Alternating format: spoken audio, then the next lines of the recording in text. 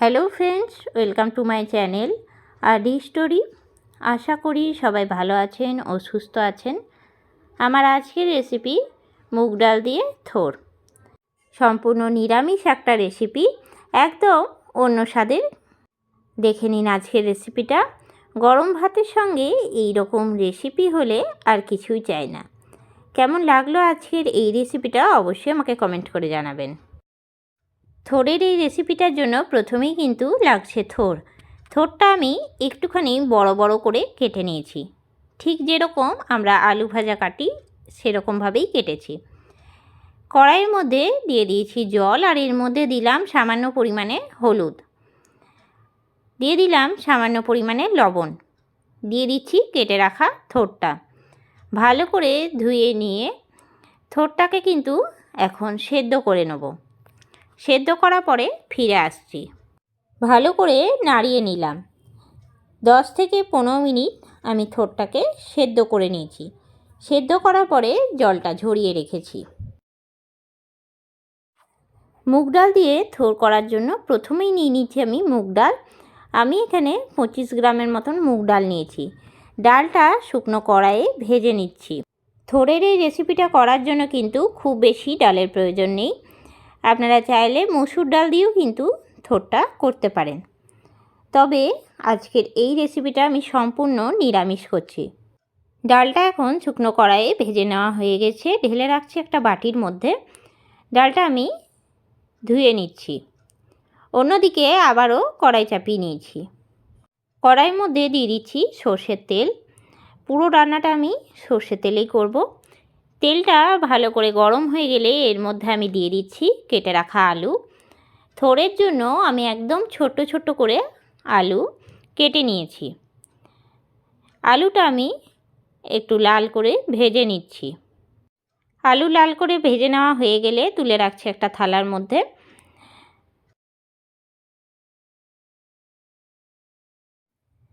একটা মশলা তৈরি করে নিচ্ছি। প্রথমেই আমি একটা বাটির মধ্যে দিয়ে দিলাম হাফ চামচ হলুদের গুঁড়ো, হাফ চামচ ধনের গুঁড়ো, আর দিলাম হাফ চামচ জিরের গুঁড়ো, দিয়ে দিলাম লঙ্কার গুঁড়ো হাফ চামচ, আর দিয়ে দিচ্ছি লবণ। আমি এখানে আন্দাজ করে লবণটা দিলাম। সামান্য জল দিয়ে গুলে নিচ্ছি মশলাটা গুলে নিয়ে 5 মিনিটের মতন ভিজতে দিলাম। আলু ভাজার পরে ওই তেলের মধ্যে আমি দিয়ে দিচ্ছি ফোড়নে দিলাম গোটা জিরে হাফ চামচ, একটা শুকনো লঙ্কা। ভালো করে ফোড়নটা প্রথমে রেডি করে নেব। তারপরে দিয়ে দিচ্ছি এর মধ্যে গ্রেট করে রাখা আদা। আমি এখানে 1 চামচের মতন গ্রেট করা আদা দিলাম। আদাটা ভালো করে ভেজে নিচ্ছি। এরপরে এর মধ্যে দিয়ে দিচ্ছি কেটে রাখা টমেটো। একটা ছোট সাইজের টমেটো কেটেছি। টমেটোটা দিয়ে ভালো করে ভেজে নিচ্ছি। একটু ভাজা ভাজা হয়ে গেলে এর মধ্যে দিয়ে দিচ্ছি আগের থেকে গুলে রাখা মশলাটা। গ্যাসের ফ্লেমটা হাই টু মিডিয়ামে রেখে মশলাটা ভালো করে কষিয়ে নেব। যখন একটুখানি টান হয়ে আসবে তখন সামান্য করে জল দিয়ে নেব। বেশ কিছুক্ষণ ধরে নাড়াচাড়া দিয়ে মশলাটা কিন্তু রেডি করে নেব। এই রকমভাবে যদি মুগ ডাল দিয়ে থোরটা করা হয় তাহলে কিন্তু খেতে দারুণ লাগে। মশলাটা যখন কষিয়ে নেওয়া হয়ে যাবে তখন এর মধ্যে দিয়ে দিচ্ছি আগের থেকে ভেজে রাখা ডালটা আমি ধুয়ে জলটা ঝরিয়ে রেখেছিলাম। ডালটা দিয়ে ভালো করে মশলার সাথে নাড়িয়ে নিচ্ছি। এরপর আমি এর মধ্যে দিয়ে দিচ্ছি ভেজে রাখা আলুটা দিয়েও নাড়াচাড়া করে নিচ্ছি। যেহেতু আলুটা আগের থেকে ভেজে রেখেছিলাম তার জন্য কিন্তু অনেকটাই সেদ্ধ হয়ে গেছে। এরপরে এর মধ্যে দিয়ে দিচ্ছি আগের থেকে সেদ্ধ করে রাখা থোরটা দিয়ে নিয়ে একসঙ্গে কিন্তু আবারও ভালো করে নাড়িয়ে নিচ্ছি। 5 থেকে 7 মিনিটের মতন থোরটা দেওয়ার পরে নাড়াচাড়া করে নেব। থোরের সঙ্গে যখন মশলা ভালো করে কষিয়ে নেওয়া হয়ে যাবে দিয়ে দিচ্ছি গরম জলটা দিয়ে ভালো করে ফুটিয়ে নেব। দিয়ে দিচ্ছি চাপা ঢাকা। বেশ কিছুক্ষণ পরে ঢাকনাটা খুলে নেব। ভালো করে আবারও নাড়িয়ে নিচ্ছি।